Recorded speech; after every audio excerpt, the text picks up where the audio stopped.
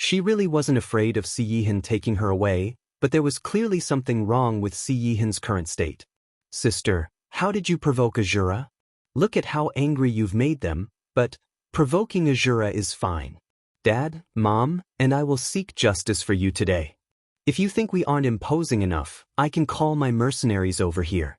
I, your brother, can work for free, but those mercenaries have to be paid, Nameless Nye said after walking to her, his voice as quiet as possible so that their parents wouldn't overhear. Yi Wanwan glanced at Nameless Nye. He really was her real brother.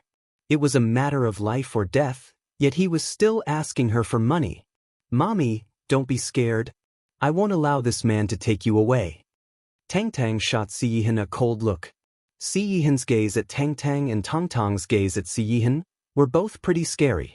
Looking at this real father and son duo's mutual hostility, Yi Wanwan was exasperated. Did Si Yihan really think Tang Tang was Ji Shiran's son? How did they look alike? Yi Wanwan wanted to tell Tang Tang, son, that's your real dad. Si Yihan, haven't you thrown a long enough tantrum? Si Yihan's utterly bone-chilling gaze slowly settled on Yi Wanwan. Leave with me on your own or everyone will die because of you. Pick one. His eyes were so terrifying. Yi Wanwan had never seen him like this. The current Si Yihan felt like a stranger to her. Even so, Yi Wanwan was still angered to the point of laughter. A man whose brain got hijacked by jealousy was impervious to reason. He was clearly such an intelligent person, so why was he unable to deduce such an obvious truth now? Die, your arrogant ass. Immediately apologize to my parents. Yi Wanwan demanded with a frown. Everyone looked at Yi Wanwan with astonishment. Was this Miss Worryless Nye all right in the head? Azura came to annihilate the Nye family, and Worryless Nye wanted to make Lord Azura apologize to the Nye family? Forget about whether there was some misunderstanding here or not. Even if there was no way Azura would admit their mistake and would only fight to their last breath. The members of Azura all burst into laughter, and contempt brimmed from the four Azura's eyes especially. Lin Ke looked at Yi Wanwan and sighed exasperatedly. Was Yi Wanwan still clueless about the current situation? He knew his ninth brother better than anyone. His ninth brother could tolerate that Yi Wanwan was Ji Shiran's fiancée, except for one point. His ninth brother couldn't tolerate the fact that Yi Wanwan and Ji Shiran had a child. To Si Yihan, this child wasn't a bottom line, it was an unpardonable sin. This child represented all his doubts between her and him. Apologize? Si Yihan coldly stared at Yi Wanwan. We might have some misunderstanding. Misunderstanding your ass. You big idiot. Mommy, this man deserves to die, Tang Tang said to Yi Wanwan. Yi Wanwan frowned. Tang Tang, don't speak nonsense. I'm not speaking nonsense. This man wants to attack the Nye family and steal Mommy away. Tang Tang shook his head. He's your daddy, Yi Wanwan responded with a helpless sigh. He used to be. Not anymore. Tang Tang glanced at Si Yihan. I'm not his dad, Si Yihan suddenly interjected. Everyone was dumbfounded. What in the world was happening? Do you deserve to be my dad? Tang Tang asked the man. Tang Tang, don't speak nonsense. He's your daddy, Yi Wanwan was fretting with worry. This misunderstanding seemed to be a bit too big. I'll say it again, I'm not his dad. Veins bulged from Si Yihan's forehead, and his eyes were bloodshot. Are you kidding me? Yi Wanwan was furious. Tang Tang is your son. If he's not your son, is he my son, huh? Everyone was baffled. What? Was Tang Tang not Worryless Nye's son either? Mommy, Tang Tang looked at Yi Wanwan in shock. Yi Wanwan slapped her head and promptly corrected herself. Sorry, I misspoke. Blame your daddy for angering me. Worryless Nye, I'll say it one last time. He's not my son. Don't challenge me. Before Si Yihan could finish speaking, Yi Wanwan bolted forward and pulled out the DNA test result from her bag and tossed it toward Si Yihan. Look for yourself. The DNA test result fluttered onto the ground, but Si Yihan didn't have any intention to pick it up and made Jiang Yen pick it up instead. Don't even think about using some trick to bewitch my lord. Jiang Yen shouted coldly at Yi Wanwan. It appears you're unwilling to leave with me. Si Yihan's voice was glacially cold. He waved his right arm. Go! However, just as this order was placed, Jiang Yan was flabbergasted by what he saw on the DNA test result. Automatically, Jiang Yan pulled Si Yihan back. My lord, don't attack yet. Freaking. Sweat soaked Jiang Yan's forehead. It's over, it's all over, my lord, is over. This misunderstanding is giant. Jiang Yan never expected his lord would actually have a child with this worryless Nye. And this child was young Master Tang from the Nye family. After all, this DNA test result couldn't be fake. It was authenticated by the IMN Authority Organization. A second later, Si Yihan's icy gaze landed on Jiang Yan. Jiang Yan shivered upon seeing Si Yihan's frightening gaze but didn't dare to loosen his hold. He hastily said, My lord, please hold on. I think it'd be better if you looked at this first. However, Si Yihan didn't take the DNA test result from him and uttered, Read it. That might be a little inappropriate.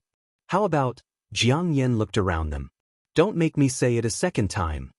Jiang Yan helplessly sighed before starting. The test shows that Nye Tangshao and your DNA shares a similarity of 99.3%. From a biological standpoint, Nye Tangshao is your biological son. Everyone was stupefied. The four Azuras were dumbfounded. They weren't stupid, so they naturally knew what Jiang Yan's words meant. The people from the Nye family were also astonished. Tang Tang was Lord Azura's son? Lord Azura, was that wild man? Madame Nye and Patriarch Nye met each other's eyes, seeing the other person's shock and disbelief. Si Yihan's expression shifted, and he instantly grabbed the DNA test report. A moment later, Si Yihan put the DNA test report in his pocket, his feet rooted to the ground. He first looked at nameless Nye, then Madame Nye and Patriarch Nye, then finally Yi Wanwan and Tang. There weren't any changes on Si Yihan's face, but his eyes were shaken. How did you have my tissue sample? Si Yihan asked Yi Wanwan.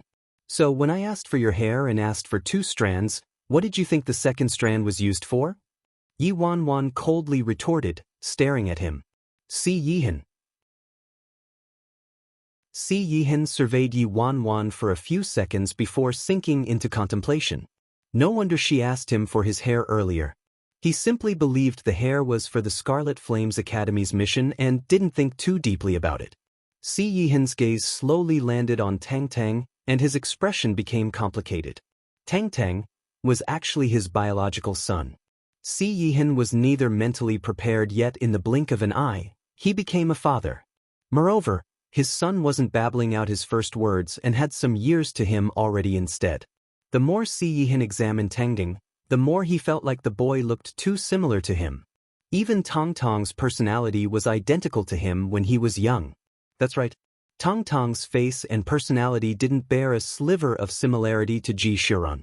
But why did he stubbornly believe Tang Tang was Ji Shiran's biological son when he heard Yi Wanwan was worryless Nye?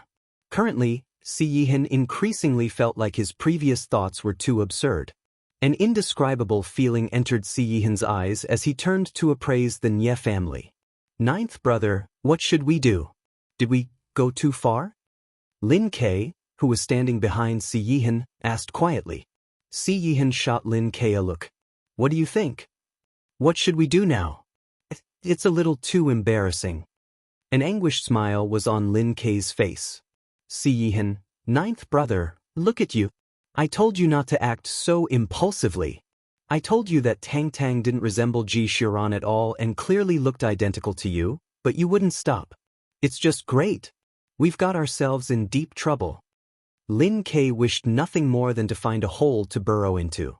He might not be Si Yihan, but it was still super embarrassing. Every audience member froze in their spots, stunned. Read the next chapter on our VIP novel. Calm, who would have expected Bai Feng to be worryless Nye and would also have a son with Lord Azura? What was more preposterous was that Lord Azura was ignorant about this son and led people to attack the Nye family. This was simply too wretched. No. Why? Despair filled eldest young Master Shin's face. My heart is shattered. My goddess, my angel, my bro flat top. Why did things turn out like this? Next to him, the Shun family higher-ups looked at their eldest young master and exasperatedly said, "Forget it. Money can't solve this problem. The simplest solution is to crush on someone else. What do you know? I'm devotedly chaste and faithful until I die." Eldest young master Shin cried sorrowfully. "Mommy, this man is my real daddy?" Tang Tang incredulously turned to Yi Wanwan. "That's right, but that's the past. Right now, this man isn't your dad anymore. Since he's led people here to steal mommy away and attack the Nye family, you don't have a dad like that," Yi Wanwan replied. Si Yihan's expression remained the same when he heard Yi Wanwan's reply, but an inscrutable feeling surfaced in his eyes. "Misunderstanding, this is a misunderstanding." Heavenly Azura shot forward and hastily yelled, "It's a misunderstanding. We didn't come here to attack the Nye family. Who said we came here to attack the Nye family? No way. You're spouting nonsense. You were demanding that the Nye family hand over Miss Worryless just a second ago. If you didn't come here to attack the Nye family, why are you here?" Eldest young master Shin hastily interjected. "Actually, this was just a drill practice." Heavenly Azura thought about it and turned to his lord. "Right?" Si Yihan stood in his spot and was silent for a moment before actually nodding and answering, "Yes." "Drill practice? I think you're acting, right? Who the heck are you trying to deceive? I don't even believe it. Do you think other people would? You're awesome, so fight the Nye family. Why are you standing around and doing nothing? Attack already. Purge the grounds with blood already. We guarantee we won't act. If you really can't, the Shun family and Ji family can lend you some people and make sure you destroy the Nye family." Eldest young master Shin shouted. "Heavenly Azura, Si Yihan, Lin K, none of your business. Stop your blabbing. We're practicing a drill. You won't understand it." Worryless, what in the world is going on? Patriarch Nye turned to Yi Wanwan. Yi Wanwan was dumbfounded. She also really wanted to know what was going on. They were trying to pass it off as a drill practice now and couldn't even fool her but wanted to fool her parents. Tang Tang really is his, and your son?" Madame Nye asked with a deep frown as she walked to Yi Wanwan. "Mom, it's a long story actually," Yi Wanwan replied with a wry smile. "Then make your long story short." Madame Nye didn't allow Yi Wanwan to slip out of it at all. "But, Mom, in truth, from a biological standpoint he is. However, after he treated us like this today and disrespected you and Dad, I'll definitely make him give you and Dad a proper explanation." Yi Wanwan anxiously said, I don't agree. He also needs to give me an explanation." Nameless Nye stepped forward and shouted coldly, "Yi Wanwan, why are you everywhere? Why the heck do you need an explanation, huh?"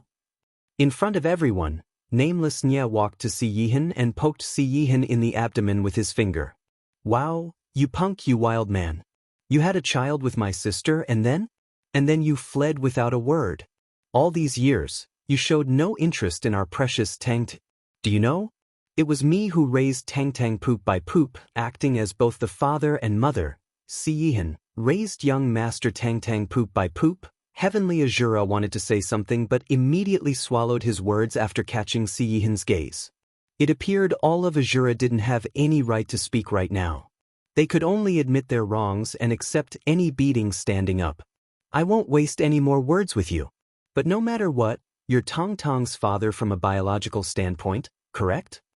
Nameless Nye stared at Si Yihan. "Yes," Si Yihan replied. "Good. As long as you admit it. For so many years, I've raised Tang Tang poop by poop. Because of Tang Tang, I'm a grown man but haven't even found a girlfriend. My whole life has been delayed. Tell me, how do you plan to compensate me?" Nameless Nye demanded coldly.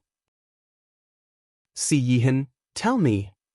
Nameless Nye poked Si Yihan with his finger a few more times.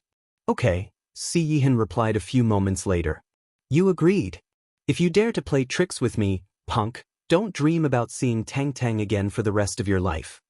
After saying that, Nameless Nye turned to his parents. "Dad, Mom, this is actually a drill practice and I colluded. Wait, no, discussed it with them beforehand. When I have time, I will explain it to you in detail." Get your ass back here. Patriarch Nye's face swelled with rage. Okay, nameless Nye walked back with his head lowered, not daring to say anything else. Worryless, you've done something foolish. How could you, with this kind of person? Patriarch Nye had an awful expression on his face. He actually led people here to attack the Nye family, and the entire independent state is about to learn he's actually Tong Tong's real father. Where should the Nye family place their pride now? Sir Patriarch, it's a misunderstanding, it's really a misunderstanding, one of the four Azuras cried. Scram! Patriarch Nye shouted. Sure, no problem. Where does your esteemed self want me to scram? Patriarch Nye didn't want to respond to him and turned back to Yi Wanwan. I won't approve of him, worryless. Worryless, he's too absurd. Madame Nye also said. Dad, Mom. Yi Wanwan looked at her parents. Don't worry.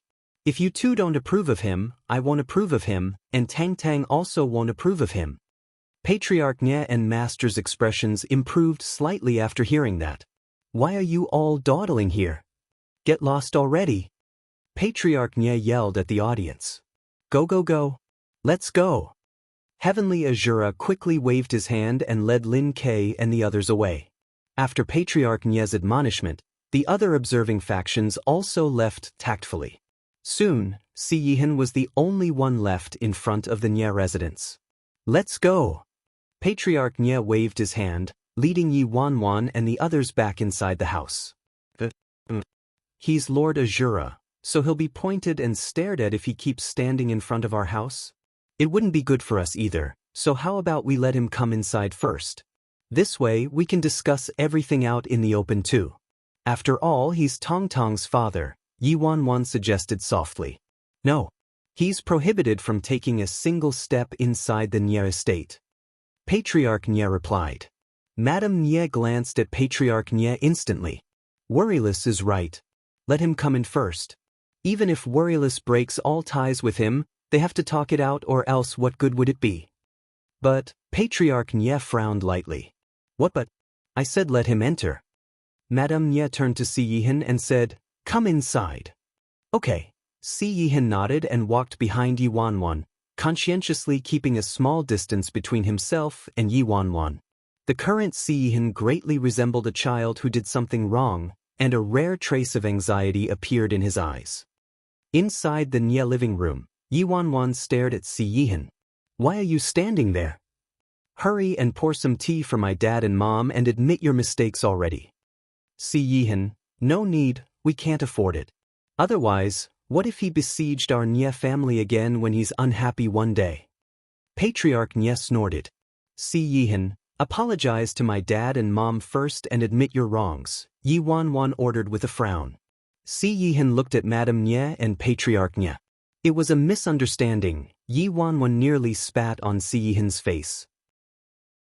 Was his EQ actually low, or was he faking it? She freaking told him to apologize and he gave her a, it was a misunderstanding? I told you to apologize. What misunderstanding? Yi Wanwan urgently yelled. Doesn't he see how angry Dad and Mom are? Pacify them. Hey, do you freaking know how to pacify someone? Patriarch Nye, Madame Nye, I'm sorry. It was my fault for not understanding things clearly first. Finally, Si Yihan apologized and bowed toward Madame Nye and Patriarch Nye. As Tang Tang stared at Si Yihan standing in the middle of the living room, he tugged on Yi Wanwan's sleeve. Mommy, is he really my real dad? Yi Wanwan nodded. However, now wasn't the time to fuss about whether he was Tong Tong's real dad or not. They needed to figure out how to allow this real dad to redeem himself. Yi Wanwan inspected her parents and discovered they were rather furious indeed, especially after learning Tang Tang was her and Lord Azura's son. Forget about Azura's reputation in the independent state for now. The simple fact that Lord Azura led people to besiege the Nye residence today and spoke arrogantly made Madame Nye and Patriarch Nye unable to back down. Yi Wanwan felt helpless.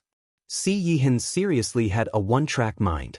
Even if something happened, couldn't he call her first and at least figure out the situation first? However, Anything they said now would be too late. Now that things had reached this point, there wasn't a regret pill for him to take, and they could only rack their minds for a solution to repair things. Based on the current look of things though, Dad and Mom were in the peak of their anger, so anything they said probably wouldn't be too effective.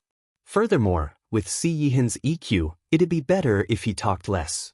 Si Yihin stood quietly in the living room, and Patriarch Nye and Madame Nye were also uninterested in speaking to Si Yihin, so the atmosphere was rather awkward.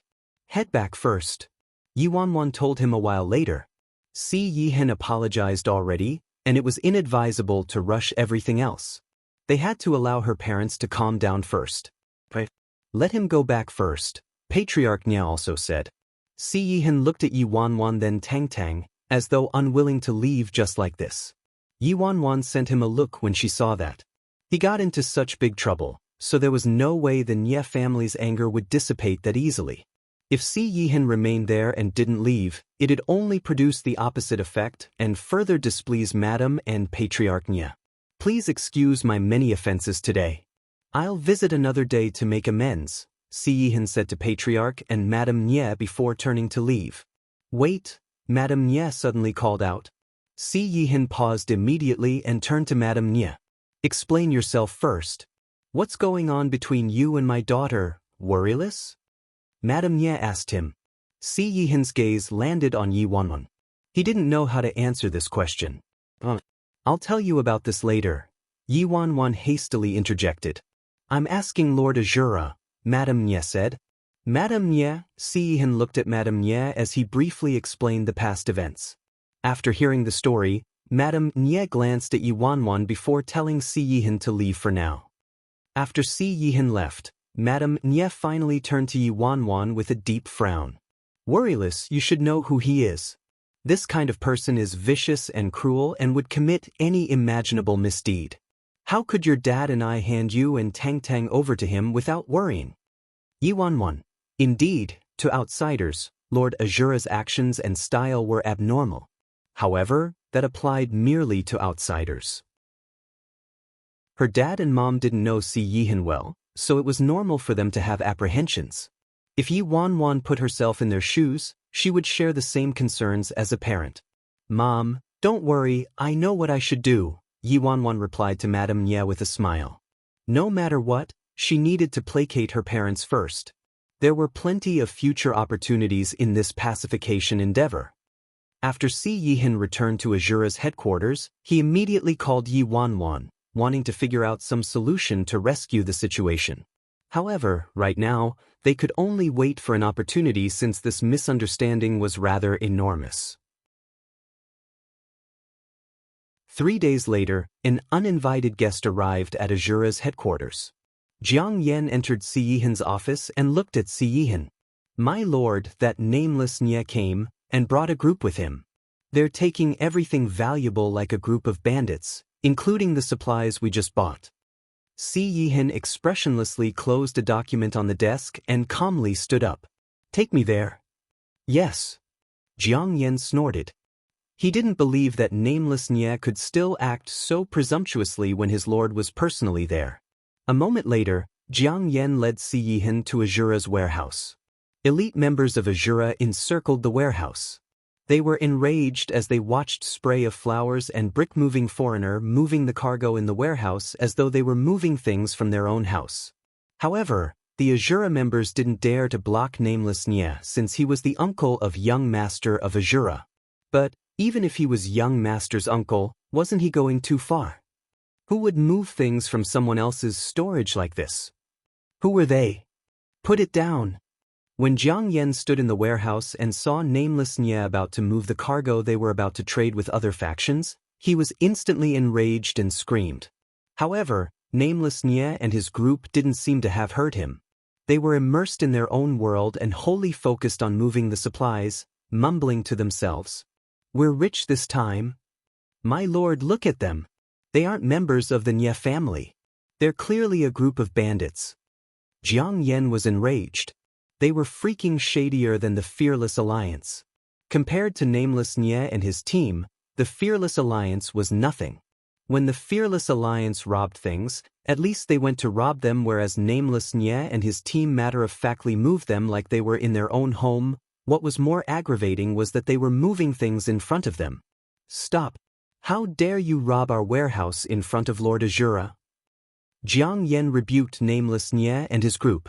Nameless Nye turned around and looked at Jiang Yen without the slightest change in his expression. Rub? I'm moving my brother-in-law's things. What the hell does it have to do with you? That's right. Our captain is Tong Tong's real uncle, and Lord Azura is Tong Tong's real dad, so what if we move some things? Is there something wrong with that, huh? Taoist devotee vehemently nodded in agreement. My lord, Jiang Yen looked at the man next to him. What? Is there a problem, brother-in-law? Nameless Nye asked Si Yihan. Nameless Nye addressing him as brother-in-law caused Si Yihan's eyes to flicker, and the man calmly said, let them move our things. Huh? Jiang Yen was dumbfounded. The items Nameless Nye and his group were moving were goods they were about to trade with several other factions, but his lord was going to let them take them just like this. Great, brother-in-law. I'll bring Tang Tang here to play with you for a few days soon. Nameless Nye waved at Si Yihan after getting into his car. Will he really bring young master here? Jiang Yen looked incredibly doubtful. Si Yihan didn't say anything to that and turned to leave. The Nye family, Yi Wanwan looked at Tang Tang, her eyes turning before she asked, Tang, do you want to see Daddy? Daddy? Tang Tang thought about it before replying, that's fine. Yi Wanwan, he really was Si Yihan's real son without a doubt. Then go tell Grandpa and Grandma that you're going to school. You mustn't slip up, all right?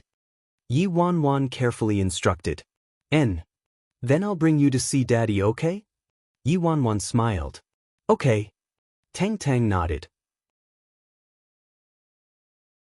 That afternoon, Yi Wanwan lied and said she was taking Tang Tang to school when in reality, she had Nameless Nye escort Tang Tang to Azura's headquarters. She could use Tang Tang as a breakthrough to Patriarch and Madame Nye. If Tang Tang got along with Si Yihan, she believed her parents couldn't bear to separate Tang Tang from his father. Of course, Patriarch and Madame Nye couldn't make decisions about her life for her, but older people had to be sweet-talked. It shouldn't be too difficult for her family to be whole and harmonious. After Tang Tang agreed, Yi Wanwan and Tang Tang operated separately. One went to Si Yihan's place while the other stayed at home to appease her parents. At Azura's headquarters, Jiang Yen was squatting in a corner with his weapon tossed to the side. He had maintained this position for a whole day already. Ever since he saw that DNA test result, his life and beliefs collapsed. Lin Kei looked at Jiang Yan's closed-off state with an unsurprised expression. He walked over and sympathetically clapped the other man on the shoulder. A little red, what did I say? I reminded you to not offend that girl before. Great. You've completely offended the future Mrs. Azura. If that girl casually whispered something to our lord during pillow talk, what would happen to you? Jiang Yen leaped up instantly. Stop your nonsense. Our lord absolutely isn't that kind of muddle-headed person. Lin Kei raised his brows. Oh, are you certain? Look into my eyes and say it again. Jiang Yen. This insinuating retort instantly turned Jiang Yen into a punctured balloon. Not certain? At that moment, a guard came to report that Nameless Nye had arrived again. As soon as Jiang Yen heard that, he was charged again and immediately rushed out. Why are you here again? I've already locked the warehouse with several dozen specially made locks, so don't bother thinking about opening it. Jiang Yen was trembling with anger as he looked at Nameless Nye. He swore to the heavens that he never wanted to see this most money-hungry oddball in the Nye family's history ever again. Are you blind? Nameless Nye gestured to Tang Tang standing next to him with his eyes. Can't you see I'm here to drop Tang Tang off to see my brother-in-law? Young master? Jiang Yen finally saw Tang Tang. He was seized by anger as soon as he saw Nameless Nye, so he didn't notice anything else. It really is young master. Jiang Yen was astonished by this. He never expected this fool to really bring young master here. Jiang Yen didn't think Nameless Nye really meant it when he said it. Only then did Jiang Yan's expression improve. At least Nameless Nye kept his word. Remember to tell my brother-in-law that I spoiled this child too rotten at home, so as the dad, he can't indulge him and must beat him when necessary. Nameless Nye added. Tong Tong's icy gaze landed on Nameless Nye. Jiang Yan's lips slightly twitched. Is he a real uncle? Nameless Nye probably didn't send Tang Tang there to allow the father and son to meet. It was to let his lord discipline the young master, right? You're such a chicken. You even locked the warehouse with specially made locks? Tell my brother-in-law that the goods last time were merely my compensation for all these years. They don't count as a betrothal gift. Nameless Nye continued with a purse of his lips. Before Jiang Yan could respond, under Tong Tong's threatening gaze, Nameless Nye chuckled awkwardly and disappeared without a trace. Only Tang Tang and Jiang Yan were left in front of Azura's headquarters as well as some of Azura's guards. Jiang Yan stared at his lord's son, who suddenly popped out of nowhere, and took a deep breath to calm himself down. He then smiled faintly and said, "Young master, his lord is reading over documents right now and hasn't finished his work yet. Are you hungry? How about I take you to grab a bite first, young master?" After his lord is finished working. Although he still couldn't accept the fact that the vixen contaminated his lord, he couldn't help but act reverently toward this miniature version of his lord. "Take me to see my daddy now," Tang Tang expressionlessly ordered. "Jiang Yan, didn't I say my lord is busy right now? Young master, your father, he's—" Tang Tang frowned lightly and interrupted Jiang Yan. "Do I need to repeat myself a second time?" Jiang Yan was certain that this young master of the Nye family was absolutely his lord's biological son without a doubt. From his tone of speech to his mannerisms, he was basically a copy of his lord. All right. Helpless to do anything else, Jiang Yan could only guide Tang Tang toward Lord Azura's study. Halfway there, Jiang Yan looked at Tang Tang and suggested, "Young master, this path is difficult to walk on. How about I carry you?" "No need." Tang Tang shook his head. How about I hold your hand?" Jiang Yan offered. Tang Tang glanced at Jiang Yan. Although Tong Tong's face didn't change a smidgen, his black eyes were brimming with unconcealed disdain. Jiang Yan wanted to cry. Did all the children nowadays not require adults to hold their hands? He was actually disdained by his young master. Soon, Jiang Yan arrived in front of Lord Azura's study with Tang Tang and knocked on the door. However, he didn't receive any response. "My lord, young master is here," Jiang Yan explained. A few seconds later, the door to the study was finally opened. The man stood by the door, his eyes landing on Tang Tang. Almost simultaneously, the father and son duo met each other's eyes, but they stayed silent for a long time without speaking. Next to them, Jiang Yan felt a bit awkward. Wasn't this father and son duo's style of interaction a bit strange? "Come in." Si Yihan took Tong Tong's hand and led him inside the study. Jiang Yan followed behind them, wanting to use this opportunity to make some reports. Before he could enter the office, though, the door was slammed shut with a bang. Inside the office, Tang Tang sat on the side while Si Yihan continued to read his documents. "Where's your mom?" Si Yihan asked as he read the document in hand without looking away.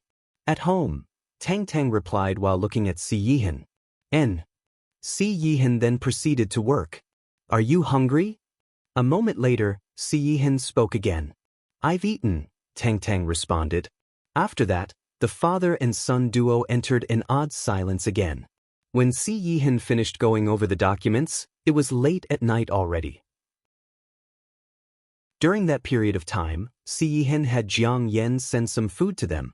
"Are you tired?" Si Yihan asked Tang Tang as he set his pen on the desk. "I'm fine," Tang Tang replied. "Time to rest." Si Yihan stood up and took Tong Tong's hand before leading him outside the study. About 15 minutes later, Si Yihan arrived at his bedroom with Tang Tang in tow. "Do you know how to shower by yourself?" Si Yihan questioned. "I do." Tang Tang nodded and turned to enter the bathroom. "Didn't you not know before?" Back in China, it was Wan Wan who helped him shower every time. Tang Tang stoically shook his head. "I know now." Si Yihan didn't say anything and set a new toothbrush and clean towels on the washstand. A moment later, Si Yihan opened the wardrobe. If Yi Wanwan was there, she would definitely be speechless with surprise. Si Yihan's wardrobe was actually comprised of children's clothes entirely and some toys too. Si Yihan quietly took out a pair of pajamas and placed them on the bed before returning to the bathroom. "Come here." Si Yihan stopped by the washstand and called out to Tangtang. Tangtang walked towards Si Yihan without any hesitation. Si Yihan pulled out a hairdryer and put it on low mode before starting to blow-dry Tangtang's hair for him lightly. "Daddy, do you know how to use a hairdryer?" Tangtang frowned. Why was all the hot air from the hairdryer blowing on his face? "First time." Si Yihan was expressionless. "Then how do you blow-dry your hair?" Tangtang asked. However, Si Yihan didn't answer this question. After he amateurishly finished blow-drying Tangtang's hair, he led Tangtang back to the bedroom. Si Yihan picked up the pajamas he lay on the bed and handed them to Tangtang. "Do you know how to put them on?" "I don't want them." Tangtang furrowed his brows as he contemptuously stared at the cute-looking pajamas his dad was holding. Si Yihan glanced at the pajamas in his hand with a frown. He clearly picked them according to this guy's previous preferences. In China, Tangtang liked it a lot whenever Wanwan picked these pajamas for him. Si Yihan walked to the wardrobe and opened it. "Choose," Si Yihan calmly said. "Too high." "I can't see," Tangtang replied. Si Yihan stood in his spot silently for a moment before bending down and picking Tangtang up. "Choose," Si Yihan repeated. In the end, Tangtang chose a pair of rather normal-looking pajamas. At that moment, Si Yihan's phone started ringing. It was Yi Wanwan calling. "Hey baby."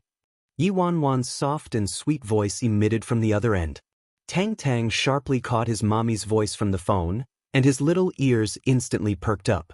He was originally sitting far, far away from Si Yihan but dashed towards Si Yihan at once. Si Yihan glanced at the little fella and sent his son a look that said, "Your mommy's calling me," before answering, "Hey?" The little fella's cheeks puffed up, and he peered at the man with displeasure. Yi Wanwan said, "My brother sent Tangtang to your place, right? I told my parents that I sent Tangtang to a teacher, so you can spend some time with Tangtang."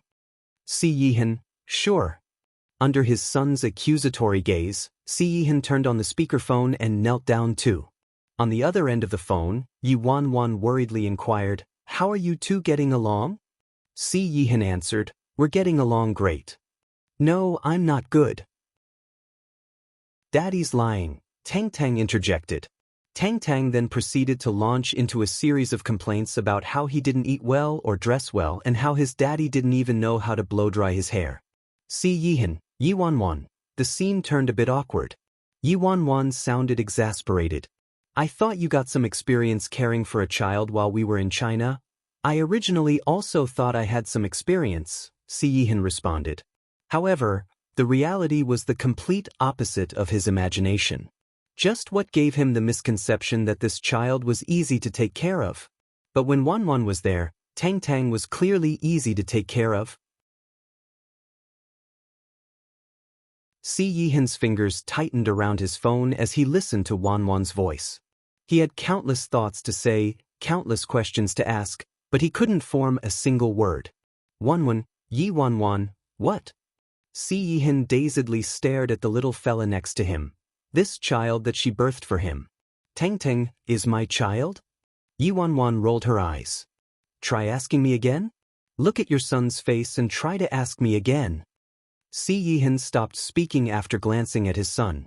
When he saw Tangtang that first time, it wasn't that obvious and he merely thought Tangtang's brows resembled Wanwan. However, a child had a different appearance every day, and Tangtang did resemble him more and more after such a long time had passed. "But how?" Si Yihan's voice was hoarse. "When? When did she have Tangtang?" He didn't know anything. At the mention of this, Yi Wanwan felt a bit guilty. In truth, this matter was also her fault since she seemed to have purposely hidden it from him. Calculating from Tangtang's birthday, Tangtang was conceived the first time she and Si Yihan got together. Since she was a ball of anxiety and exhaustion from her parents' barrage, she hadn't told Si Yihan that she recovered her memories yet. That one time, Yi Wanwan cleared her throat. Yi Wanwan reminded him, that one time you were bribed by me with a bag of popping candy. Tang Tang tilted his head, puzzled. He was conceived from daddy being bribed by mommy with popping candies? The second Yi Wanwan's words hit, those ancient, dusty memories all rushed before his eyes. How did she know? Si Yihan's eyes shot open, and his voice was hoarse and dry. Remembered, Yi Wanwan narrowed her eyes. Not only do I remember, but I also remember every single detail. I thought everything was my wishful thinking and you received one-sided dogged harassment from me back then. I thought I brutishly ravaged you. I thought I forcefully debauched you. So I felt pretty bad the whole time. It turns out you were a wolf in sheep's clothing and kept playing hard to get and tricking me in all sorts of ways? Aren't you too crafty? Yi Wanwan couldn't stop her universe from exploding when this was brought up. As Si Yihan listened to the girl running through these memories word by word, he felt like something lost from his heart was slowly returning to his body bit by bit, swelling him up. How could it be forced? From start to end, it was me who methodically tried to keep you, it was me who couldn't live without you. The man's hoarse voice came from the other end and extinguished all of Yi Wanwan's anger instantly, leaving behind a pile of ash. That should be illegal. Who allowed you to suddenly start sweet-talking me out of nowhere?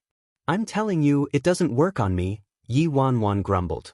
After you left, I kept waiting for you at home. I was afraid you wouldn't find me when you returned, Si Yihan said. Damn. Illegal. Wanwan, I want to see you. When Yi Wanwan heard his repressed voice, she didn't even have a speck of ash left and flowers started popping and blooming everywhere. Do you think I don't? My dad and mom are both keeping me under tight lock and key right now. I was only able to send Tang Tang over because I spent money to bribe my brother. Si Yihan squeezed his phone, knowing he was too impulsive this time. I will think of a method. In view of his performance in front of her parents last time, Yi Wanwan expressed her doubts. At the same time, a swab of dark clouds dispersed, revealing an island located on the northern side of the independent state, seemingly secluded from the rest of the world. It silently towered there like a gigantic, torrential beast that wanted to devour every living being that passed. The gales were the roars of the beast, striking terror in its listeners' hearts. The enormous island stretched as far as the eye could see. There were many intersecting dirt roads and an enormous prison in the center sealed off by specially made iron fences. No one could enter, no one could leave. Currently, a young man was using a hoe to dig away the dirt on the exterior, as though he wanted to excavate a tunnel out of the prison with the might of one. Lad, you haven't been here for too long. When you've been here longer, you'll get used to it. That's right. If we could get out by digging like you, we would have left ages ago. Why would we have waited until now? On the side, a few middle-aged men looked at the young man and spoke up in exasperation. Hearing that, the young man smashed his hoe into the ground with tinges of despair. Lad, what's your name? The leader of the middle-aged men inquired. The young man was silent for a moment before slowly looking up. Si Xia. Si Xia. The men looked at each other. His surname was Si. Don't tell me you're a member of the Si clan? The only people in the independent state with the surname Si originated from the Si clan. How am I considered a member of the Si clan? Si Xia's lips curled up in a bitter smile. Brother Si Xia, just what happened? How did you get captured here? The lead man asked Si Xia with a furrow of his brows. This place was the land of despair. Everyone thought the martial arts union possessed an underground prison and the deepest level held the most vicious, evil, and serious criminals. However, this was the true location of the martial arts union's scariest prison. My father's name in the independent state is probably Si Wutian, Si Xia uttered after some time. Si Wutian? Isn't he the egregious traitor from the Si clan? You're his son? The middle-aged men all looked surprised. Si Wutian had some degree of fame in the independent state back then. His fame increased especially after he was expelled from the Si clan. However, in recent years, Si Wutian seemed to have left the independent state and vanished without a trace. Originally, I came to the independent state to find my father and followed the clues to the Sea clan. However, they claimed I was a son of a sinner and instructed the martial arts union to lock me into this wretched place. Si Xia's eyes shone coldly. After learning his story, the middle-aged men sighed. If that was the case, it was already an incredible fortune that the Sea clan didn't kill Si Xia on the spot. There wasn't much to complain about. Suddenly, a boiling cauldron of voices invaded the island. There was news released that someone saw Ji Xiran, Emperor Ji, on the island earlier. Even Emperor Ji got captured to this deplorable place? How's that possible? I can't believe it. Even a figure like Ji Xiran it wasn't only Emperor Ji. There's also the leader of Heavenly Owl, Haitang One. Heavenly Owl, the Fearless Alliance's elder brother. Even Haitang got captured? Both Emperor Ji and Heavenly Owl are the most superior powers in the independent state. How could that be? It appears the independent state will really have a change of weather. In a shabby, dim jail where the smell of mold permeated the air, a man's good-looking face was ghastly pale without a trace of blood. A woman stared at the man, her brows locked together. Masterly, Xiran's body. The leader of Heavenly Owl, Haitang, looked at the white-haired elderly man who was conducting an examination on the man. There isn't any medical equipment here, so I'm unable to examine him in detail, but my preliminary calculation is that he probably only has a few months at most, Masterly replied with a shake of his head and a sigh. Haitang stared at Ji Xiran, unable to imagine that this man was about to pass from this world. It's fine. A placid smile spread across the man's pale face. I've gained enough already. Truthfully, you should know, Haitang, that Emperor Ji's situation is considered a miracle already. Masterly shook his head. Back then, it was me who diagnosed Emperor Ji's terminal illness and judged that he would only have 2 to 3 years left at most. The fact that Emperor Ji was able to prolong his life until today and survive relied entirely on unimaginable willpower. The price for this willpower was that he had to endure unimaginable pain every single day, Masterly lamented. I didn't expect you to have entered this place with Haitang, Masterly, Ji Xiran remarked. That day, Masterly was enjoying some tea with me, so he encountered this undeserved calamity. I feel rather apologetic. Haitang turned to Masterly. What are you saying, Haitang? Whether I'm captured or not would make no difference to me. How much longer can a bag of old bones like me possibly dwell on this earth? I'll eventually turn into a skeleton, so I don't mind, Masterly responded. Masterly, is Xiran's illness incurable? Haitang asked with a frown. Masterly was silent for a moment before shaking his head. To Emperor Ji right now, every day might be painful, right? It's bearable. Don't worry, Ji Xiran assured Haitang with a light chuckle. Emperor Ji, Haitang, I'm going to go out first to examine the conditions here. After Masterly fixed Ji Xiran's clothing, he stood up and left the jail. The jails here were tantamount to decorations. They weren't locked, and you could enter and leave as you wish, serving as living quarters essentially. It was this entire island that was the true prison. Unimaginable willpower. Is it because of worryless, Xiran?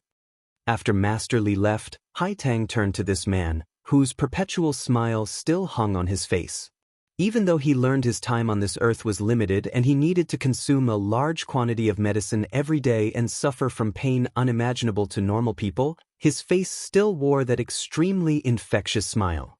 Is it worryless that's allowed you to persevere until today? Is it because you couldn't accept not finding her? Haitang sighed. Ji Xiran grew silent. Why?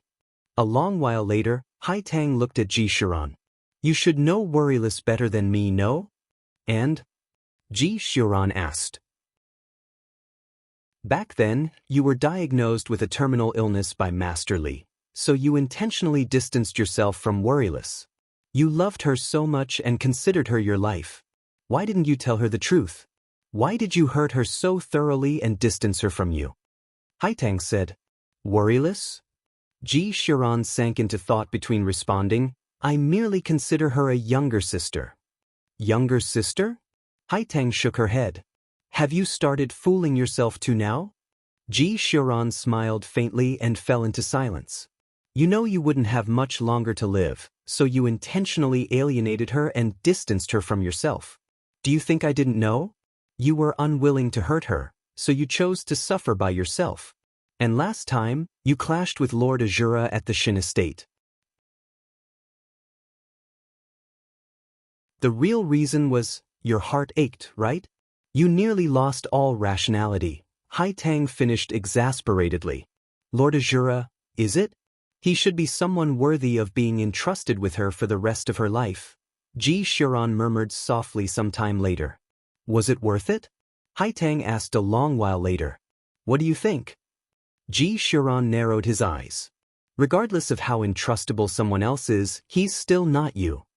Haitang stared at Ji Xiran, this man who she couldn't understand at all. Pa! Suddenly, Ji Xiran spat out a mouthful of fresh blood. Are you okay? Haitang shot forward to support Ji Xiran. Ji Xiran was silent for a moment before slowly standing up. He shook his head and said, "We don't have time." As Master Li said, right now, you suffer every day, right? Your strong willpower comes from Worryless. Now that Worryless has returned, your wish is fulfilled, right? You persisted for so long just so you could see Worryless again.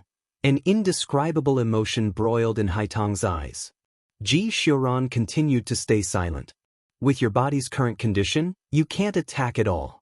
However, you exchanged blows with Lord Azura last time. You're killing yourself. If it weren't for that time, your body wouldn't have deteriorated this much, Haitang said. It's all the same. Ji Xiran shook his head. I said I don't have much time left. When they captured me, my illness happened to act up. Coming here, I consider it my last act, for Worryless. The man trudged his way outside the cell, his face ashen. Staring after Ji Xiran's departing figure, Haitang didn't say a word. Just what did this man want to do? With his crippled body, what could he do currently? Haitang finally stood up as well and followed Ji Xiran. Elsewhere on the island, in an extremely dilapidated room, Ji Xiran slowly entered the room. Emperor Ji. The dozen or so men and women all stood up upon spotting Ji Xiran. Xiran, how did you get captured here? The leader, an apathetic man, stared at Ji Xiran and asked with a frown. The speaker was one of the 8 gods under Emperor Ji, the first god. No one had ever seen the first god and no one knew that this first god had landed on this island many, many years ago. Don't ask unnecessary questions. How's the investigation? Ji Xiran asked instead. The martial arts union. They must want to dominate the independent state. A woman answered after a while. Continue, Ji Xiran said. The first god replied, on this island, we discovered the direct line and the martial arts union have joined forces. Emperor Ji, you should also know that the direct line has started retaliating these last few years. They secretly persuaded every patrician family to defect and everyone who was unwilling to submit and pledge allegiance ended up assassinated later, the woman said with a frown. The martial arts union is behind all of this. Their ambitions will probably send the independent state into unrest. Ji Xiran closed his eyes and considered it for a moment before shaking his head. Not necessarily. It was true that the martial arts union was connected to the direct line, but they might not really be obeying the direct line. Emperor Ji, you mean, the martial arts union? Interesting. Ji Xiran smiled faintly. Perhaps the martial arts union is protecting everyone. The people looked at each other, bewildered. The martial arts union? Protect everyone? Most of the factions on this island opposed the direct line. If the martial arts union was obeying the direct line, what they would have done is kill us, not imprison us, Ji Xiran quietly explained. Ji Xiran's hypothesis exceeded everyone's expectations. However, no one dared to vocalize any doubts. Ji Xiran, the youngest sage in the independent state? This man had never been wrong in any of the life or death decisions he made regarding the Ji family or his underground syndicates. Not a single one.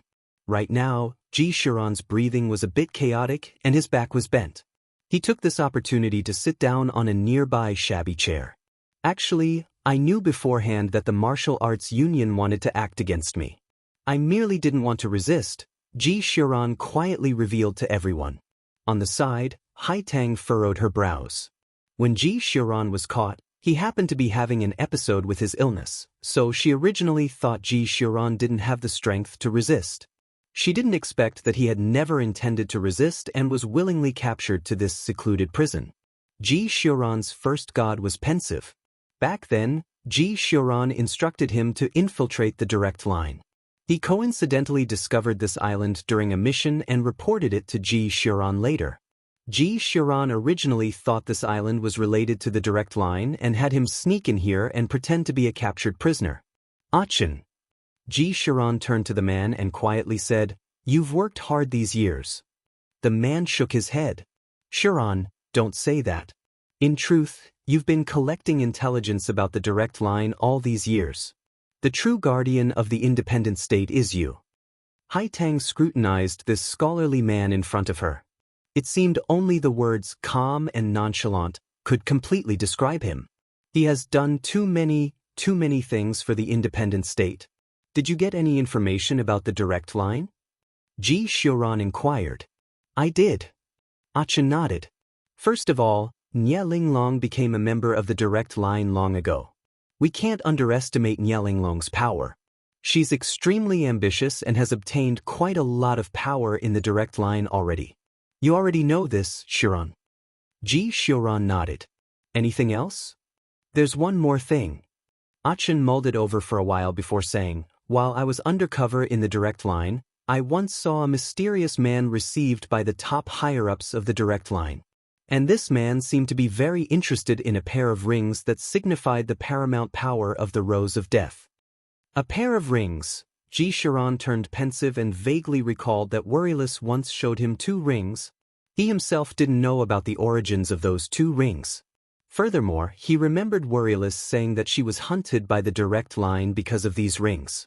Sometime later, Emperor Ji narrowed his eyes. Putting together all those pieces of information, he was afraid the 2 rings Worryless had were most likely the symbols of the paramount power of the Rose of Death. It was because of this that the direct line attacked her. Everyone knew that all the factions in the independent state teamed up and eradicated the Rose of Death back then. Other people might not know the truth, but Ji Shiran was well aware. The Rose of Death had been lived through several dozen generations and its power spanned throughout the world, so how could it be completely destroyed so easily? Back then, the leader of the Rose of Death was killed on the spot, but the majority of the Rose of Death's power was still scattered around the world. Legends said that a Rose of Death liaison existed in the independent state. As soon as the ring that symbolized the paramount power of the Rose of Death appeared, the liaison could contact all the elites scattered around the world to gather together. That was the supreme ring, but that ring wasn't found on the corpse of the Rose of Death's leader after they died. Ji Shiran frowned. How did that pair of rings end up in Worryless hands?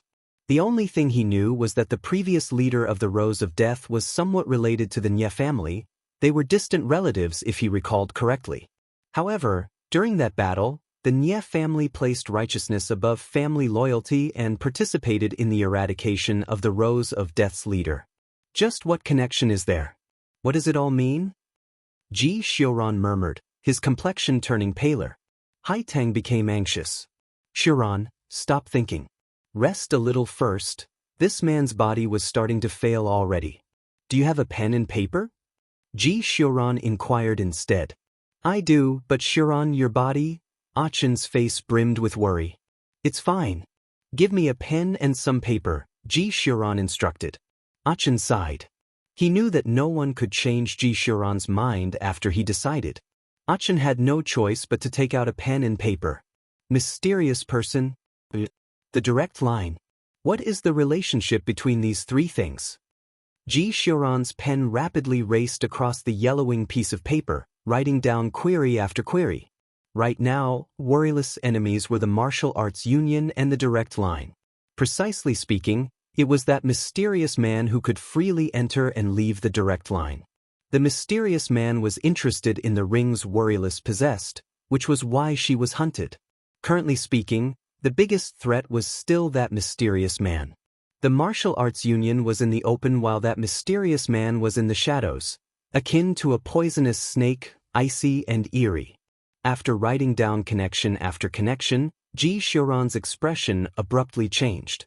Some past events surfaced in his mind. Could it be?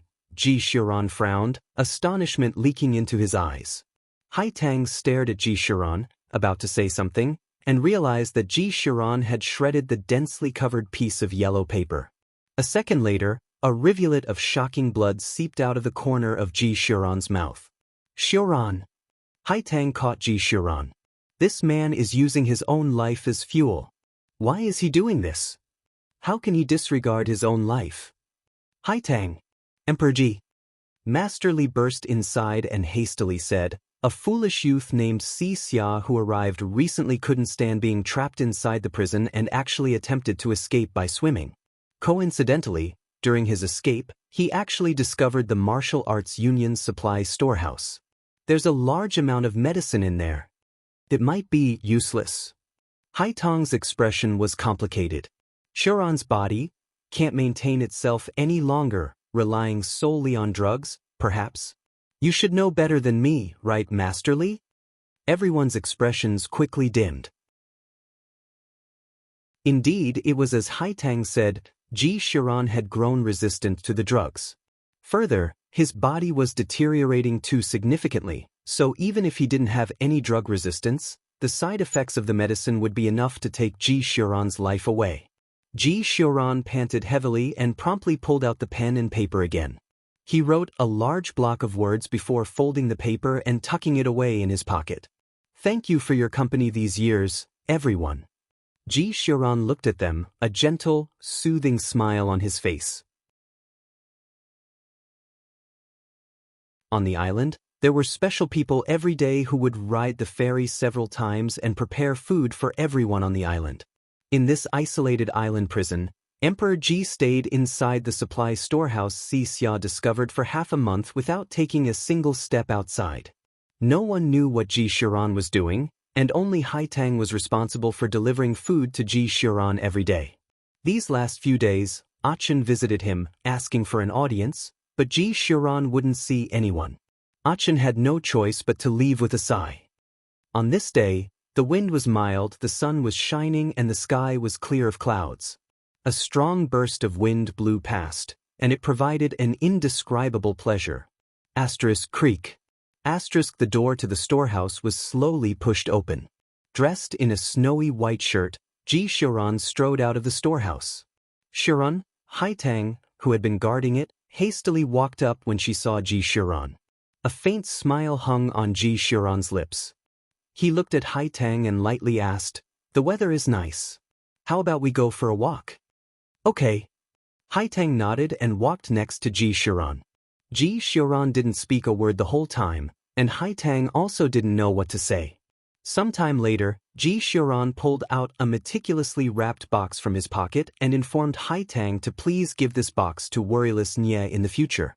When it was the afternoon, Hai Tang turned to Ji Xiaoran and suggested, "Xiaoran, it's windy. Let's go back. Can you please let me walk by myself?" Ji Xiaoran asked her with a light chuckle. Hai Tang shook her head without the slightest hesitation. With Ji Xiaoran's current condition, it'd be better for him to rest more. "You should go back first." Ji Xiaoran snapped his fingers at Hai Tang. Following the snap, Hai Tang subconsciously walked back the way they came, as though she was bewitched. She realized she had underestimated him. This man's hypnotism skills. After Hai Tang left, Ji Xiaoran stood by the sea with his hands behind him, his gentle eyes softly looking at the boundless ocean. People believe the ocean is blue, but they don't know the color of the sea is ever-changing, Ji Xiaoran murmured. Sometimes dark blue, sometimes azure, sometimes light yellow, sometimes mahogany. Isn't that true for life as well? The man stood with his hands behind him, his clothes rustling from the ocean breeze as he stared into the horizon. His figure seemed to be eternally frozen at that moment. A long while later, he sat down on the ground as though he was enjoying this last rare moment of contentedness. An unknown amount of time passed and the ocean waves gently lapped up the spot where the man sat, but he had disappeared. Looming journey, where to go. This chapter is scrapped from Read Light Novel. Org Foreign Pictures, admire in 3 mysterious mortal hearts, well-being your own 1,000 vicissitudes experienced, regard as nil sun setting west, dusk here again elegant and graceful, burden no more unrestorable time, the grave approaching boundless universe, return to nothing. The second Haitang returned to the center of the island. She jolted awake and almost instantly went back the way she came, but she couldn't find Ji Xiuran's figure anymore. Xiuran. The woman clenched her fists, turmoil brimming in her eyes. Ji Xiuran. This man amazed her ceaselessly. In her heart, he was unrivaled in the world and untainted by even a speck of dust. However, he remained in the dark and was unable to leave. In his last moments, the man looked like he was removed from the racket of the world, never to have any burdens ever again. Burdens he should have had in the past, burdens he shouldn't have in the present, and burdens he wouldn't have in the future. This man always appeared to be a ball of mystery, never walking out from the fog but never walking into the fog. Half a month passed. At the Fearless Alliance, Yi Wanwan flung the document in her hand aside, a chilly glint surfacing in her eyes. Too much time had passed. Those missing people vanished in thin air and hadn't reappeared. The Fearless Alliance had dispatched its most outstanding scouts to secretly investigate but didn't have any inklings on what happened despite searching for many days. That afternoon, Yi Wanwan got a call from Siyihan. Island? What do you mean? Yi Wanwan looked puzzled. Over the phone, Siyihan told her that Azura discovered an island located in a secluded region of the independent state's territorial waters. An island like this existed everywhere, so Yi Wanwan didn't find anything strange about it. There are people guarding the perimeters of the island, Siyihan added. Yi Wanwan's brows locked together. If it was merely an island, there was nothing strange about it, but if the island was guarded, then it had to be unusual. Since there are people guarding it, what you're saying is that the people who disappeared from the independent state were all captured and taken to that island? Yi Wanwan hastily asked. Not necessarily, Siyihan replied.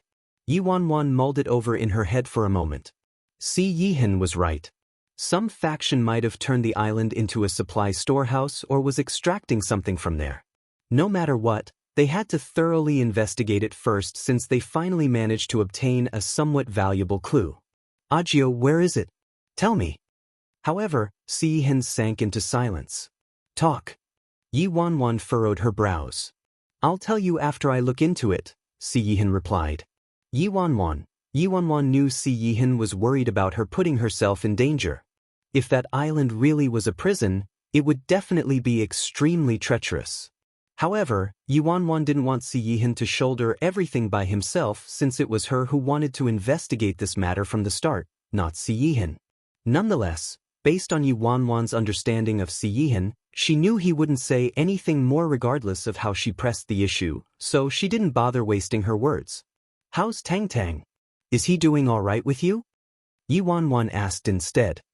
He misses you, Siyihan replied.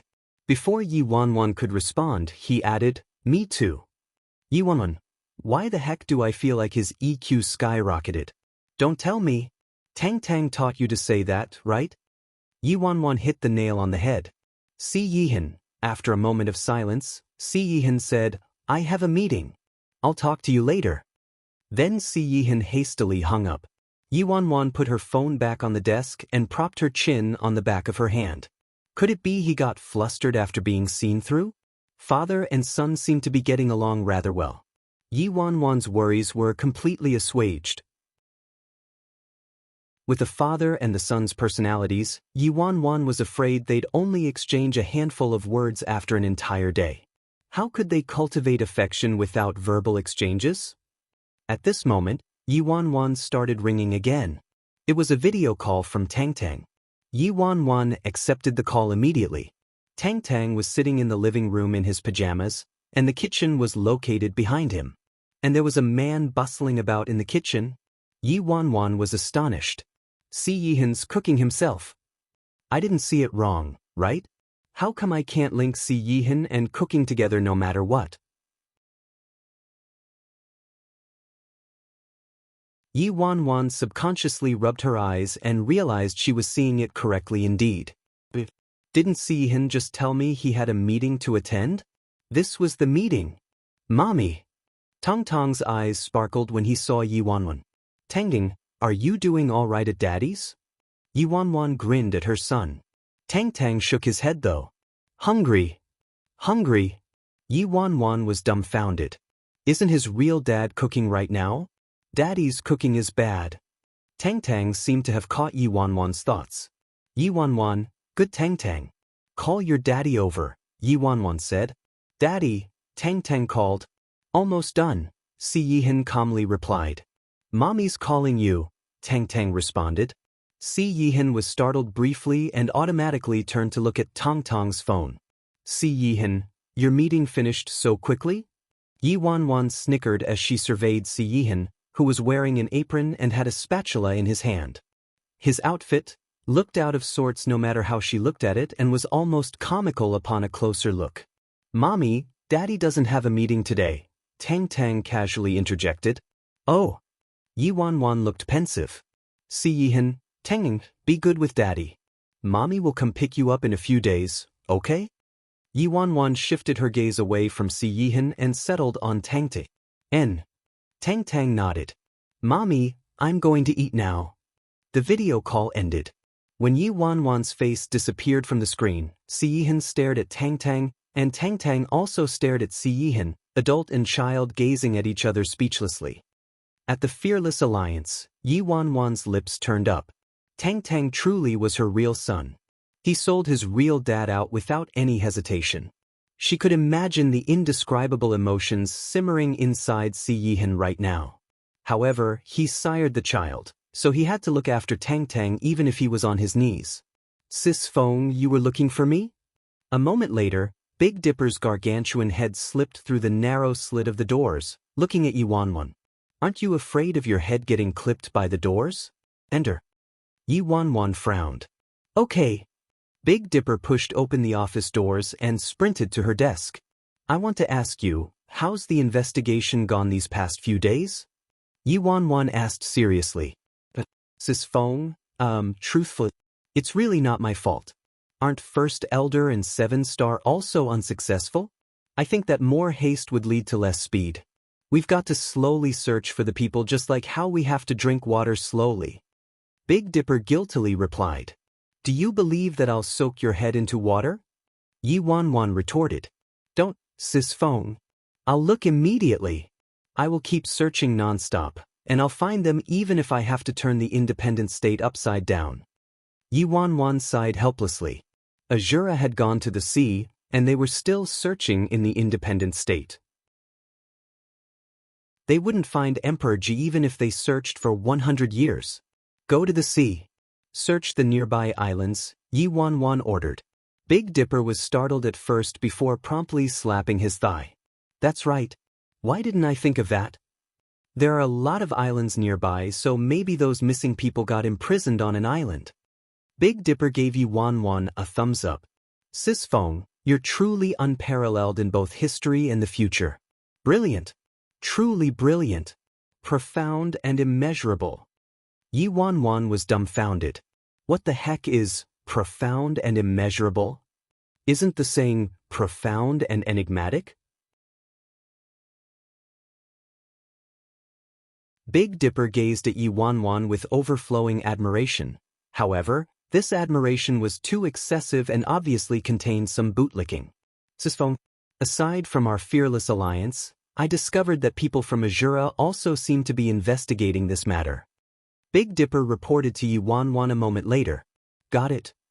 Yi Wanwan nodded. Azura had discovered the location of the island already, and he just realized people from Azura were investigating this matter.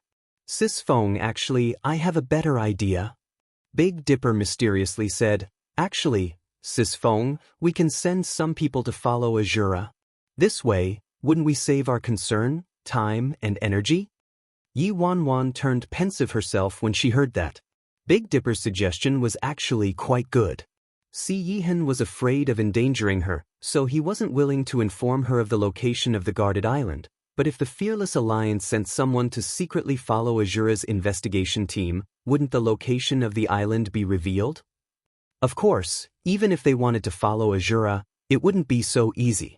If Yi Wanwan had Big Dipper follow them, she could swear that this idiot would get caught on the spot by Azura's investigation squad. Sis Feng, have 800% confidence in me and leave this matter to me. There absolutely won't be any problems. I'll have our men take the water route and investigate the nearby islands while I, the youngest super right-hand man of the Fearless Alliance, will take on the burden of personally following Azura's investigation team. That way, it doesn't matter which side gets the information first. We'll win no matter what. It's perfect. Big Dipper looked incredibly excited. Sis Feng, I'm a genius, right? Yi Wanwan felt her head pounding and massaged her temples before looking at Big Dipper again. No need. You better personally investigate the nearby islands instead. Why? Big Dipper was flabbergasted. Tailing someone? It's my specialty. Why? Yi Wanwan glanced at Big Dipper. I'm afraid I will need to go to Azura and pay a ransom for you later. Big Dipper. Despite Big Dipper's intense request, Yi Wanwan continued to reject him multiple times without any hesitation. In the end, Big Dipper could only downheartedly lead people to inspect the waters. As for tracking Azura's investigation squad, Yi Wanwan handed the responsibility to First Elder and 7-Star. In the Fearless Alliance, First Elder was knowledgeable and multi-talented while 7-Star was steady and reserved. These two people working together made Yi Wanwan feel rather at ease. No major problems would likely occur. Yi Wanwan used these few days to make a trip back to the Nye residence. Madame Nye and Patriarch Nye kept asking for news about Tang Tang, and Yi Wanwan could only carefully fend them off and tell her parents Tang Tang was still going to school and had a lot of school assignments recently. Thankfully, her parents didn't press too hard and didn't seem to be suspicious. 2 days later, Nye Linglong returned to the Nye residence though and apologized to Yi Wanwan with great sincerity in front of Madame Nye and Patriarch Nye. Sister, I'm sorry. If I wasn't deceived by that impostor, you wouldn't need to have suffered so many grievances. It's all my fault for making you suffer, sister. Nye Linglong stood in the living room, looking at Yi Wanwan with an anxious expression. Yi Wanwan smiled faintly. What are you saying? You were also tricked. After all, you aren't intelligent to the point of seeing through an impostor with a single look, right? Nye Linglong's eyes were brimming with apathy when she heard that, but she replied, You're right, sister. Yi Wanwan's lips turned up, humor brimming in her eyes. Yi Wanwan had no idea what Nye Linglong's objectives were, but no matter what, since this woman wanted to play, she would play with her to the end. Now, Nye Linglong and that impostor didn't have a dominant foothold in the Nye family anymore, and Yi Wanwan had the complete upper hand. However, she currently didn't need to launch a ferocious attack on Nye Linglong yet. Yi Wanwan merely wanted to see what objectives Nye Linglong had and what she wanted to do by staying undercover in the Nye family. Linglong, you should indeed apologize to your sister Worryless, Madame Nye said to Nye Linglong. Yes, Mom, I know that if it wasn't for me, Sister wouldn't have suffered so many grievances. Nye Linglong sighed helplessly. We can only blame that impostor for having such good acting skills and preparing thoroughly before pretending to be sister, so it was very hard for me to see through her. Upon hearing this, Patriarch and Madame Nye directed a few glances toward Nye Linglong. In truth, they couldn't blame Nye Linglong completely. They were Worryless parents, but didn't they also not discover that impostor's identity? Linglong, did you really mistake Worryless? Patriarch Nye meaningfully looked at Nye Linglong. Nye Linglong nodded with great certainty and replied, Dad? That impostor truly concealed herself too well. Moreover, didn't Dad and Mom also not realize the truth? Patriarch Nye and Madame Nye met each other's eyes. This truly rendered them speechless. Dad, Mom. Yi Wanwan looked at her parents and faintly smiled. Sister Linglong was also deceived. No matter what, She merely wanted to find me as soon as possible. Patriarch Nye and Madame Nye glanced at Yi Wanwan but didn't say anything else. The matter regarding Nye Linglong mistaking worryless Nye still required a thorough investigation. Sister, I'm very sorry, Nye Linglong said to Yi Wanwan. Heh, nonsense, there's nothing to apologize between us sisters, Yi Wanwan replied with a light chuckle. After leaving the Nye residence, Yi Wanwan returned to the Fearless Alliance's headquarters. You were looking for me, President? Third Elder asked Yi Wanwan as he entered the office. Yi Wanwan looked at Third Elder and said, I need you to go and stalk a person. Pray tell, President. Third Elder eagerly nodded. Nye Linglong. The corners of Yi Wanwan's lips turned up. Nye Linglong. Third Elder's expression turned a little strange. President, isn't Nye Linglong your younger sister? Why are we stalking her? Who didn't know about worryless Nye and Nye Linglong's relationship?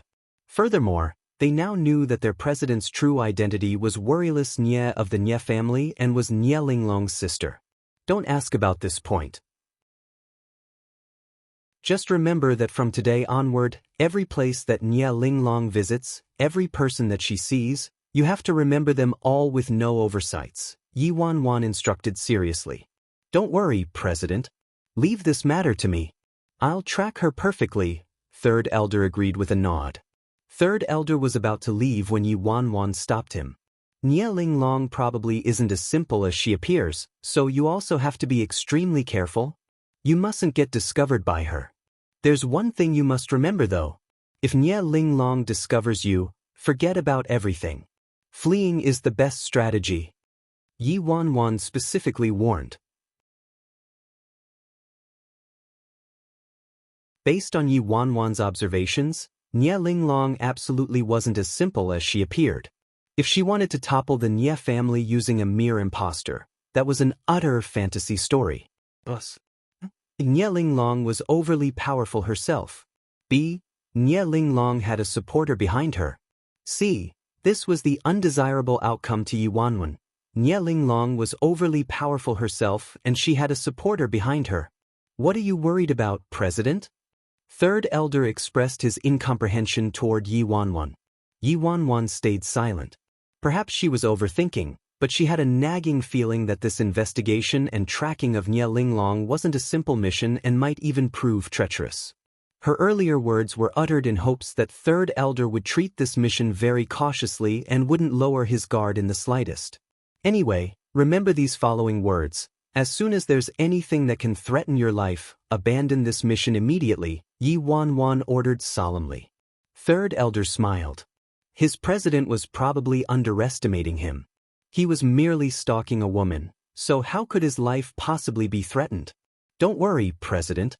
This subordinate will definitely operate carefully and absolutely won't slip up. After saying that, Third Elder left the office without looking back.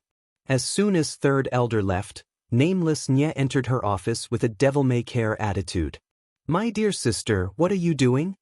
Nameless Nye sat down on the sofa flippantly and picked up an apple from the fruit tray. Yi Wanwan immediately glanced at him. Him coming to the Fearless Alliance definitely didn't represent anything good.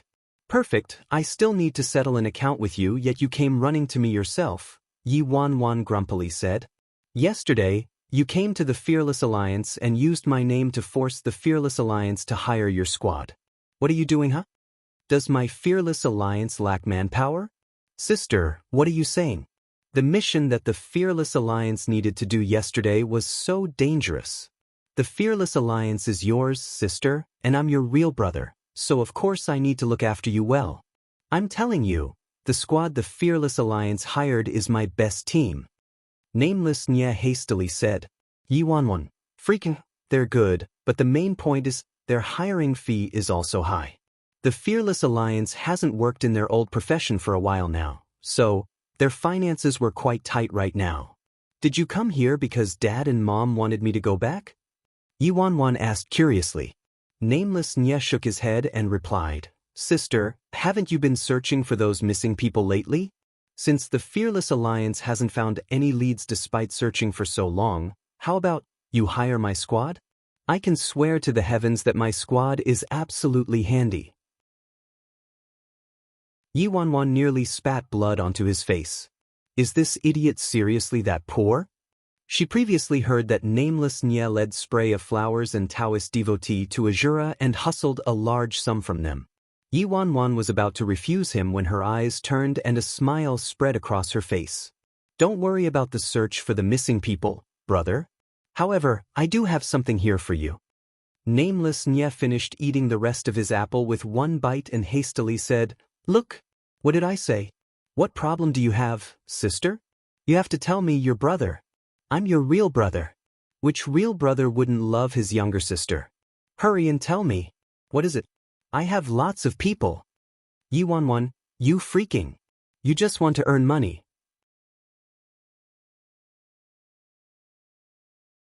Yi Wanwan's lips turned up into an inscrutable smile.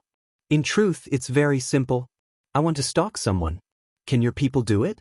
It might be somewhat dangerous. Damn. Stalking. That's our specialty. Regardless of whether the one you want to follow is human, ghost, or demon, we can do it all. Nameless Nye nodded and instantly sat up straight, looking rather like a boss. I don't need you to stalk demons and ghosts. Tell me so. Nye Linglong. A chilly glint flashed through Yi Wanwan's eyes. Sure. Anyone you want. Don't worry. Nameless Nye vehemently nodded. Suddenly, Nameless Nye froze and became dumbfounded. Huh. Follow Nye Linglong? That's right. Yi Wanwan nodded. Say, worryless, are you all right? Why do you want to stalk Nye Linglong? Nameless Nye was bewildered. Brother, I actually wanted to tell you this a long time ago. Yi Wanwan looked at Nameless Nye. That imposter was actually hired by Nye Linglong. Nameless Nye was startled and became incredulous. The imposter was hired by Nye Linglong? Damn. Are you serious, sister? It was you who adamantly brought Nye Linglong into the Nye family all those years ago, but now she wants to turn around and hurt you? Yi Wanwan furrowed her brows. In truth, she also didn't know what insanity struck her back then or why she bring Nye Linglong back to the Nye family. Was it simply because she felt sorry for Nye Linglong? However, Yi Wanwan hadn't recovered this portion of her memories yet. Do you believe in me or Nye Linglong? Yi Wanwan intently stared at Nameless Nye. Nonsense. Nameless Nye shot up suddenly. You're my real sister. Nye Linglong is nothing. Yi Wanwan snapped her fingers. Exactly. Fucking. I knew it. I knew that Nye Linglong wasn't anything good. That backstabber. She actually found an imposter to impersonate you and pretended to be so innocent. Even I got deceived by her. I'm so angry. Nameless Nye was incensed. Nope, I can't. I can't take this outrage lying down. Yi Wanwan felt her head swelling when she saw Nameless Nye about to leave. This was why she wasn't willing to tell Nameless Nye before this. She was afraid of Nameless Nye's explosive temper. Stop right there. Yi Wanwan immediately sprinted forward and blocked his path. Nameless Nye asked, Worryless, why are you stopping me? Since when did you turn into a living Buddha, huh? Nye Linglong is stomping on your head and shit. Before Nameless Nye could finish uttering the last syllable, Yi Wanwan glared at him and he broke it off. She was a stray adopted by you into the Nye family. It's fine if she doesn't act grateful, but she's treating you like this, yet you're still tolerating it? Are you a living Buddha? Should I kneel before you and burn some joss sticks for you? Nameless Nye angrily shouted at her. Yi Wanwan looked at this aggravated Nameless Nye standing before her and inexplicably felt like this real brother of hers was rather protective actually. Boss Nye, go on. Go kill her. It appears you aren't too interested in this business deal, Yi Wanwan lamented with a sigh. Nameless Nye, go on. Yi Wanwan glanced at Nameless Nye, who was rooted to his spot. Forget it, I'll listen to you. Let's talk business first. Nameless Nye seriously sat back down on the sofa. I want your best scouts to help me monitor Nye Linglong's every move, and you can't allow her to discover you, Yi Wanwan said grimly. For some reason, Yi Wanwan felt her mind ill at ease regarding Third Elder. Although it was just a feeling, Yi Wanwan didn't dare to take a gamble. She felt like Third Elder might die while investigating Nye Linglong. Although third elder obeyed Yi Wanwan's every word, his bad habits were difficult to correct. He was overly arrogant. Third elder would definitely look down on Ye Linglong, and that might turn out to be a ruinous mistake for him. In truth, third elder wasn't the only one. Who in the Fearless Alliance wasn't arrogant and conceited? Nameless Nye's people were different though. Yi Wanwan had interacted with Nameless Nye's mercenary teams before. They were true teams with a distinctive division of tasks. Although each squad didn't have a lot of members, each member was the creme de la creme and formed a terrifying, formidable team together. As long as you paid them adequately, they would provide you with an unprecedented feeling of safety. On the other hand, if you didn't pay them enough, the results were unpredictable. Don't worry, sister. However, sister, I have a lot of mercenary teams under me, and each has a different price. What price range do you want? Nameless Nye asked inquisitively. This amount. Yi Wanwan extended one finger. 100. Nameless Nye was dumbfounded. 100, it's not even enough for a meal. Yi Wanwan shook her head. 1,000? 1,000 also isn't enough. Yi Wanwan narrowed her eyes. Keep guessing. 10,000? Fine, that's barely enough. Nameless Nye nodded. I will give you 110,000, Yi Wanwan said. 10 million? Nameless Nye's eyes bulged out. 110,000 are 10 million? 1 million, Yi Wanwan snapped, irritated. Nameless Nye swore a blood oath back then that he would bring work to the independent states' mercenaries and get the lowest price to perform the best missions. Giving him 1 million was already an enormous sum, yet he actually wanted 10 million? Why didn't he go rob someone? Read more chapter on our VIP novel. Come, one mission? Sure, that works too. Nameless Nye nodded frantically. Don't worry, sister, I'll give you the best team I have. Don't look at me, this money doesn't end up in my pocket. It's all theirs. I only get 15% of it. Brother, tell your people to be more careful. Also, watch over our third elder from the Fearless Alliance, and don't let him get into any danger. I have a feeling that Nye Linglong isn't that simple. Yi Wanwan furrowed her brows. Sister, don't worry, I know what to do. Your brother isn't good at other things, but I'm a genius in this area. After saying that, Nameless Nye immediately called his team. Hey, I accepted a big job. You're going to have to treat me. I'll tell you the details when I get there. Yi Wanwan sighed exasperatedly as she watched Nameless Nye leave. Are they at all concerned about Nye Linglong?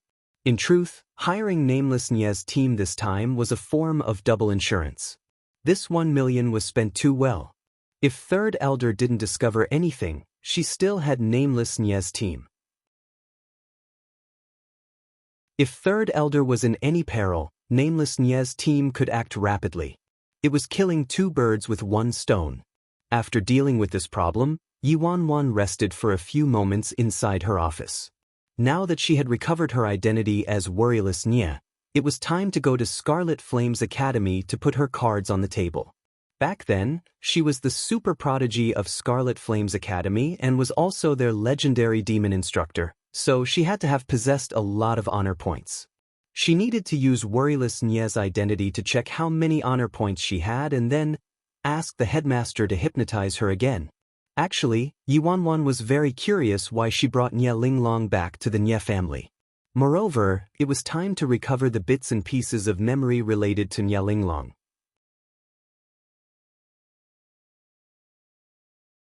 Late at night, in a secluded spot in the back of the independent state, an elderly man was dressed in black and rapidly dashed through the night as though he was a phantom sliding into the ground. Soon, the elderly man's figure paused, and he examined the woman in the distance.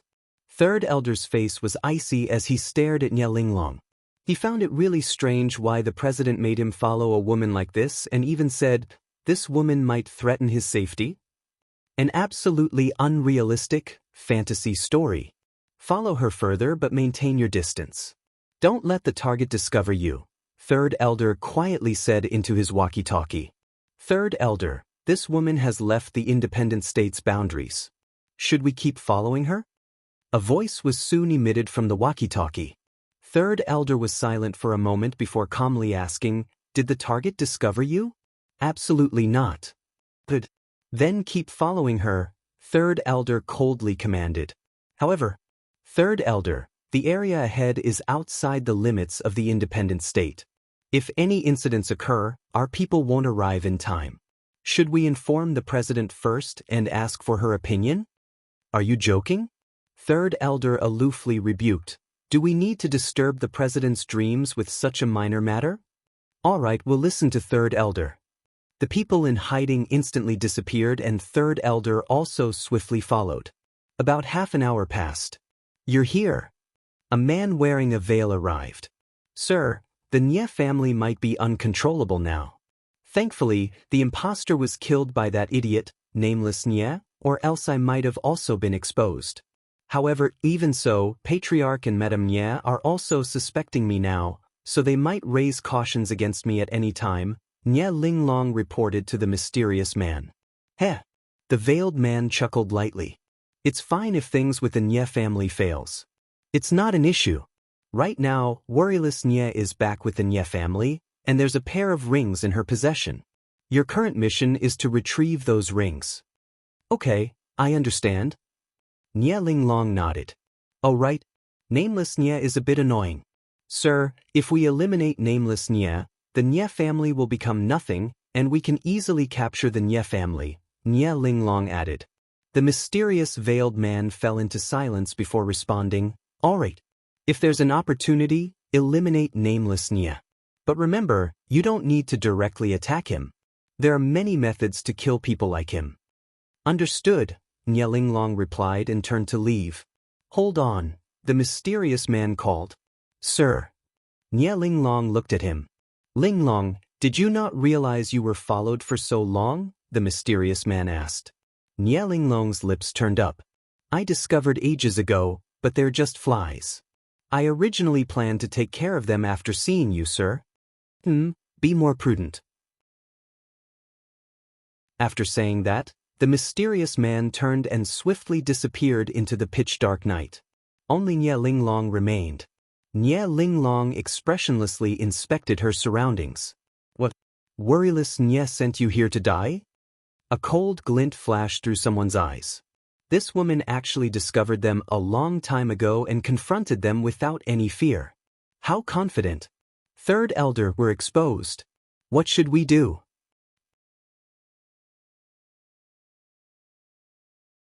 Third elder deliberated for a moment before coldly saying, "I'll meet her." Third elder walked out from his hiding spot. I was wondering who it was. So it's an elder from the Fearless Alliance." Nye Linglong stared at third elder, her lips curling up with an inexplicable smile. "Little girl, our president brought you back to the Nye family when you were young, and the Nye family raised you to adulthood, but you're ungratefully repaying their kindness by stabbing them in the back. Not only do you want to kill nameless Nye, but you also want to overthrow the entire Nye family. How marble-hearted you are," third elder coldly said to Nye Linglong. "Marble-hearted?" Nye Linglong glanced at third elder and snorted. "I don't think so. I heard that you killed even your own son, so if we put it like that, aren't you more marble-hearted than me?" Third elder harumphed. "Back then, the president wasn't here. So what if I sacrificed a distant son for power and prestige? However, I wouldn't treat anyone I was indebted to like you did." "I can tell that everyone from the Fearless Alliance likes to quibble and make excuses," Nye Linglong retorted. "Enough nonsense. Will you come with me to see the president of your own will, or do I need to break your limbs and tie you up to bring back to the president?" Third elder shouted aggressively. Nye Linglong stared at third elder with a sneer. "If it was Wen Ziren from your Fearless Alliance, perhaps he would be semi-qualified to play with me. But you old and feeble weaklings, you're dead." Upon hearing Nye Linglong calling him an old and feeble weakling, third elder's eyes shone coldly, and he turned into a black shadow, charging toward Nye Linglong. "Forget about you. Even if worryless Nye in her peak came here personally and you two teamed up, so what?" As Nye Linglong spoke, a loud bang was heard as she fiercely slammed into third elder. That noise resounded in the spectators' ears like a clap of thunder in the summer sky. The hidden scouts from the Fearless Alliance felt their foreheads soaked with sweat as they watched the intense fight between Third Elder and Nye Linglong underneath them. They couldn't intercede in this level of fighting. If they tried to help right now, it would be the same as hampering Third Elder. "Hurry and call for support," a scout said. "This is outside the independent state's boundaries. Where can we call for help?" This location wasn't considered inside the boundaries of the independent state's territory, so whether they could get into contact with people from the Fearless Alliance or not was one thing. Even if they did, it would be daytime by the time their backup arrived. Damn, Third Elder probably isn't a match for that woman. The scouts couldn't help but frown as they watched the fight below. Right now, Third Elder's breathing had turned rapid already. Nye Linglong was too nimble and her figure was difficult to distinguish. He seemed to have seen similar techniques a long time ago. "You're a member of the Direct Line?" Third Elder demanded coldly. Most of the Direct Line's body techniques looked like this. "Is there any point for a person about to die to know who I am?" Nye Linglong loosely grasped a bloody dagger as she stood in her spot. "The Nye family. You're the daughter of the Direct Line's 5th Elder." Third Elder suddenly recalled something. Back then, the Direct Line's 5th Elder died in the Great Battle between the Direct Line and the Collateral Branch, and his daughter was stranded in the independent state. Could it be the president thought Nye Linglong to be pitiful and brought her back to the Nye family to be raised? What in the world was the president thinking? Didn't she know Nye Linglong was the daughter of the Direct Line's 5th Elder? Nye Linglong snorted but didn't say anything. The dagger in her hand glinted eerily, and her speed turned extremely fast. It was incredibly difficult to see her clearly with the human eye, especially on such a pitch-black night. Third Elder lifted his arms like he was facing a powerful enemy when Nye Linglong reached him. The sound of the dagger ruthlessly piercing into Third Elder's arm was heard, and fresh blood splashed everywhere. Bang! Third Elder reacted extremely fast and he angrily roared as he mercilessly struck Nye Linglong's abdomen, ignoring the ripping agony in his arm. A second later, Nye Linglong retreated several steps back. "You're truly a loyal and devoted dog." Nye Linglong surveyed Third Elder in good spirits, whose body had been nearly dyed completely red from his blood. "A bunch of hogwash. Come here and die." Third Elder yelled. "You won't be so lucky this time." Nye Linglong raised her dagger again, and there was a chilly glint reflecting off of it akin to a bloodthirsty demon. Swish! The cold glint flickered, dashing through the air extremely fast. Third Elder didn't even have time to react to Nye Linglong's speed. By the time he could react, he could feel an iciness about to pervade his chest. In a fraction of a second, a stone shot out from the dark and precisely hit the dagger in Nye Linglong's hand. "Who?" Nye Linglong shouted coldly. Managing to narrowly escape death, Third Elder took a deep breath and also scrutinized his surroundings. "Oh dear, have I disturbed you?" An extremely thin but good-looking man slowly walked out from the dark.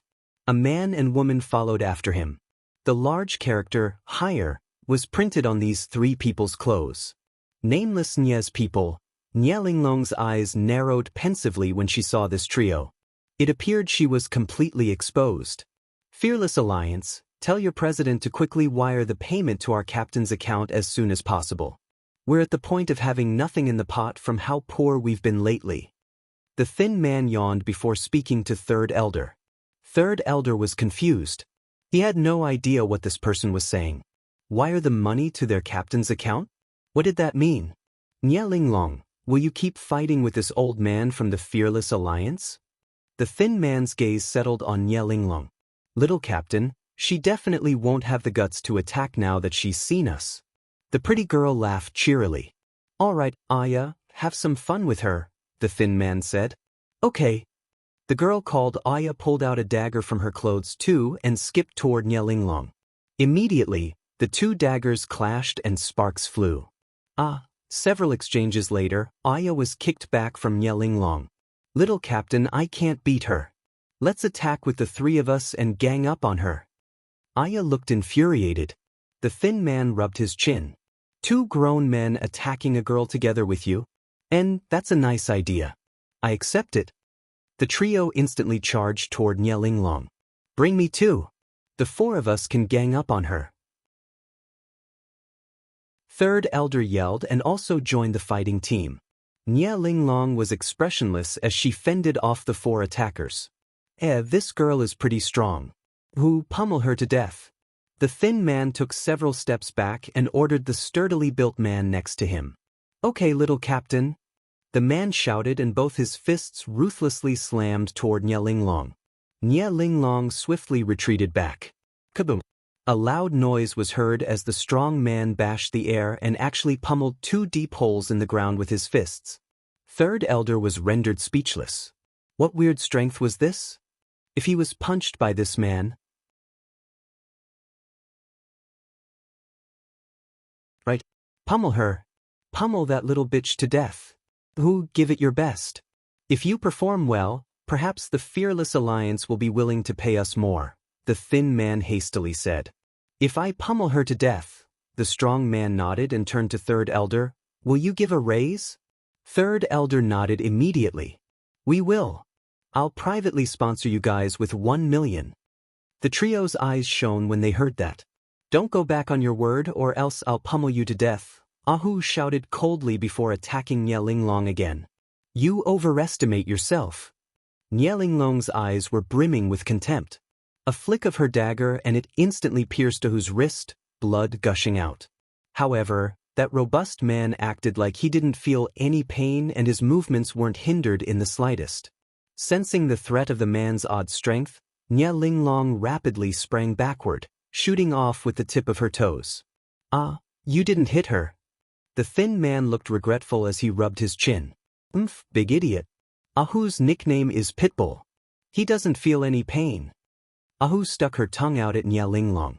Stop wasting your words with her. Let's capture her alive.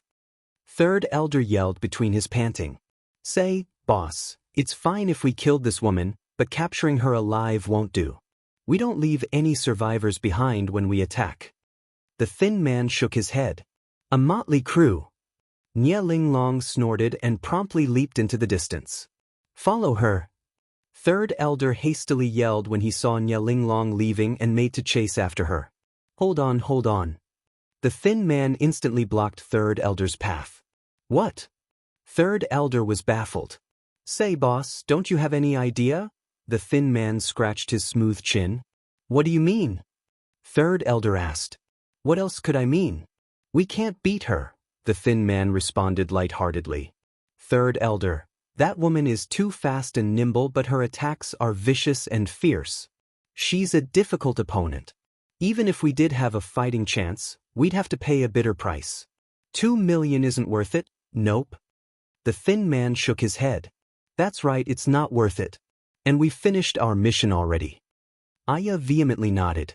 Thank you, Third elder said while cupping his fists. If it weren't for these 3 people, his ship would have probably capsized and sunk today. It was our job, so no need to thank us. Thank your president if you must. After saying that, the thin man led Ahu and Aya back into the night. Oh right, remember to wire your 1 million into our captain's bank account or else we'll pummel you to death. The thin man yelled without looking back, and the trio quickly disappeared into the night. At the Fearless Alliance headquarters, Yi Wanwan's lips twitched as she looked at Third Elder and his bandaged arm. The scouts had fully reported the situation to her already. What did she tell Third Elder? Leave if he was discovered. This old guy was great. He directly went up and started fighting with Nie Linglong. Thankfully, she had the foresight and a nagging feeling that Nie Linglong wasn't a simpleton, so she hired a squad under Nameless Nie with 1 million. Otherwise, Third Elder would have perished in Nie Linglong's hands this time. President, this was a miscalculation on my part this time. Next time, I'll definitely teach her a lesson she'll never forget. Third Elder fumed with rage between gritted teeth. Yi Wanwan originally intended to scold Third Elder but decided otherwise after some thinking.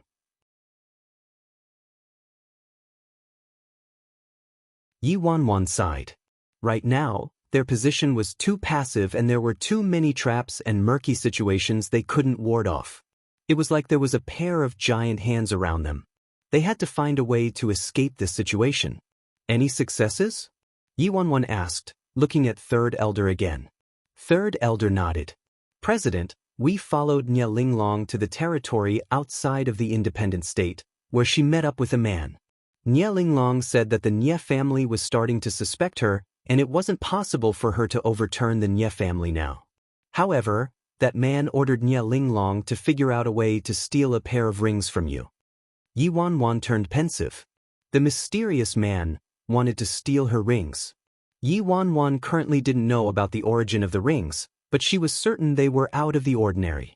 The experts she previously encountered in China who tried to steal her ring were probably ordered by this mysterious man Third Elder was referring to. A mysterious man. Third Elder, are you certain it was a man? Yi Wanwan inquired. Third Elder was startled briefly before promptly nodding. I'm certain. Then did you see that mysterious man's appearance clearly? Third Elder recalled the scene for a moment before shaking his head. President, the man Nye Linglong met concealed his face and it was late at night, so we couldn't see his face or figure clearly at all. Since their face was concealed and you didn't clearly see their appearance or figure, how are you certain it was a man? Yi Wanwan asked, hitting the nail on the head. Third Elder was dumbstruck. But it was a man's voice, President. And got it. Go back and rest. Yi Wanwan waved her hand at Third Elder. All right, then I'll be taking my leave now. Third Elder nodded and left the office. After he left, Yi Wanwan fell into contemplation. It was conventional thinking that made Third Elder think he saw a man, but whether the mysterious person was a man or a woman required further observation. As for Nye Linglong, she was completely exposed now, so she probably wouldn't return to the Nye residence for the foreseeable future. Right now, what was most important was for her to return to the Scarlet Flames Academy and get the headmaster to help her regain her memories. She couldn't remember the bits and pieces that belonged to worryless Nye and a lot of other matters. If she knew everything, perhaps the current situation would be different. That night, Yi Wanwan used worryless Nye's identity to call Elder Gong, who was far away at Scarlet Flames Academy. On the phone, Elder Gong sounded indescribably excited. The news that the president of the Fearless Alliance was worryless Nye had spread to every corner of the independent state, and everyone knew about it. Yi Wanwan agreed with Elder Gong that she would return to Scarlet Flames Academy tomorrow. The next day, Yi Wanwan made 7-Star drive her to Scarlet Flames Academy. The entrance of Scarlet Flames Academy was packed with people. News about President Fearless, aka the once demon instructor of Scarlet Flames Academy, worryless Nye, had raged across the academy like wildfire overnight. In front of the gates, Elder Gong looked incredibly emotional as he stared at Yi Wanwan. Damn, that's senior sister worryless? These looks tsk, I really couldn't tell. She could clearly rely on her face to make a living, but she just relied on her real strength. What the hell do you know? Back then, Senior Sister Worryless was our Scarlet Flames demon instructor and taught many outstanding top-notch mercenaries.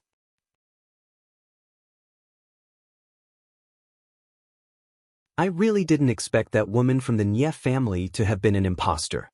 No wonder the previous worryless Nye from the Nye family never returned to Scarlet Flames Academy. Yi Wanwan presented herself to the people with her real appearance and didn't put on any makeup. No one could have imagined that the worryless Nye standing in front of them was that incredibly ugly Yi Wanwan. Worryless, Elder Gong excitedly walked toward Yi Wanwan, unable to help himself from running his eyes over every hair on her. Master, I'm back. Yi Wanwan smiled faintly at Elder Gong. Elder Gong's voice shifted slightly. This voice, why did it sound so familiar? Yi Wanwan's voice was...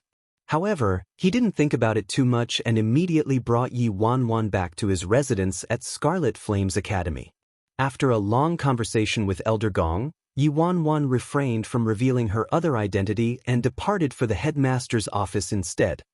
Inside the office, the headmaster of Scarlet Flames was wearing his reading glasses and holding a pen as he read through some documents requiring his attention. Worryless is here to see the headmaster. Yi Wanwan greeted him with a smile when she entered the headmaster's office. The headmaster of Scarlet Flames immediately looked up and examined Yi Wanwan. You're worryless? The headmaster was surprised. A young woman truly changes 18 times between childhood and womanhood. You've lost your previous youth and coldness and gained some liveliness. I nearly couldn't recognize you. Yi Wanwan, headmaster actually. I came here wanting to ask about mercenary honor points. Yi Wanwan got straight to the point. If it was worryless Nya, she believed she should have left a lot of mercenary points at Scarlet Flames Academy. Yi Wanwan previously inquired Elder Gong about this topic, but the elderly man wasn't too knowledgeable about this subject, so she had no choice but to come and ask the headmaster himself. Normally speaking, any large sum of mercenary honor points was personally recorded and saved by the headmaster. Great, worryless, you're finally back. You haven't forgotten about the 3 million honor points you owe Scarlet Flames Academy, right? The headmaster stood up and walked toward Yi Wanwan. Yi Wanwan was dumbfounded. What? Her worryless Nya identity not only lacked a large sum of mercenary honor points, but she also actually owed Scarlet Flames Academy 3-something millions. What cosmic joke was this? Worryless, do you still remember the mercenary points you owe? The headmaster hastily pressed when Yi Wanwan didn't speak. I don't remember it at all. Worryless. Yi Wanwan looked at the elderly man. Headmaster, have you mistaken me? I'm not worryless Nya. You aren't worryless. The headmaster wore an extremely strange expression as he stared at Yi Wanwan. I'm definitely not worryless Nya. Headmaster, look at me. How do I resemble worryless Nya? You've recognized the wrong person. Yi Wanwan hastily said. Before the headmaster could say anything else, Yi Wanwan seriously said, Sorry for the trouble. Farewell. Oh, I remember now. It's Scarlet Flames Academy that owes worryless Nya at least 3 million honor points? I've become muddle-headed in my age, the headmaster mused with a shake of his head. Yi Wanwan had just stepped outside the headmaster's office when she suddenly heard that, so she immediately turned around and returned. Headmaster, I'm worryless. I've come back to see you. The headmaster glanced at her. No, you aren't.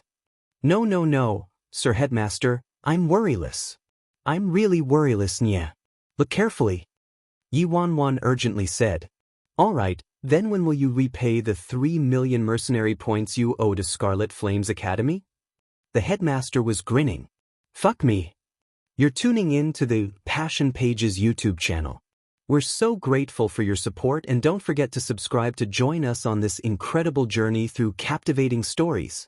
Your generosity through donations truly makes a world of difference, as it's the primary source of revenue that allows me to expand and enhance this channel for you. Thank you from the bottom of my heart for being a part of this adventure.